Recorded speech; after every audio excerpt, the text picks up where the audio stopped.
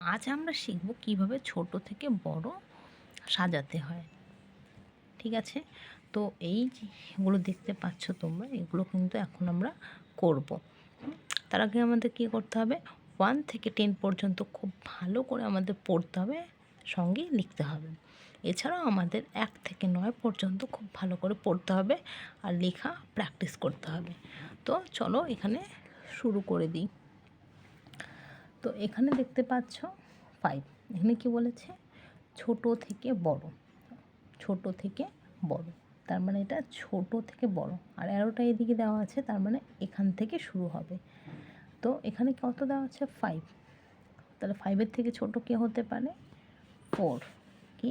4। 3 হতে পারে, 1ও হতে পারে, 2ও হতে পারে। তো আমরা এখানে 5-এর থেকে ছোট কি হয়? 4। তো 4 লিখি, 4। ওকে। এরপরে এটা দেখো 7।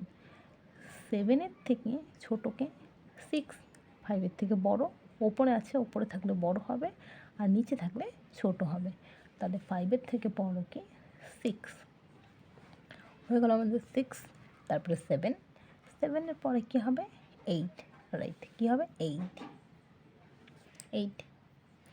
তারপরে অ্যারোটা কোথায় দেওয়া আছে? ওপরের দিকে, তার মানে ছোট থেকে বড়োর দিকে যাবে। 1, 2, এরপরে 3, এরপরে 4, 4-এর পরে 5 হয়ে গেল এটা। তো এই পাশে আমরা করব। এখানে কী লেখা আছে? 1। তাহলে 1-এর পরে ঠিক কত হবে? অ্যারোটা এদিকে উপরের দিকে দেওয়া আছে, তাহলে 1-এর ঠিক পরে কত হবে? 2। 2-এর ঠিক পরে কত হবে? 3। আর 3-এর ঠিক পরে 4। 4-এর পরে 5 হয়ে গেছে এটা। তো এখানে দেখো 5 আছে, তো অ্যারোটা এদিকে গেছে, তার মানে এটা কী হবে? বড় হবে। 5।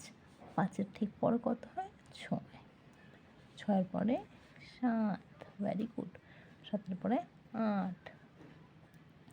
8-এর পরে 9 হয়ে গেল এটা আমাদের। এরপরে নিচেরটা করে, এখানে কি বলেছে? বড় থেকে ছোট, তার মানে আমাদের কী করতে হবে? বড় থেকে ছোট সাজাতে হবে।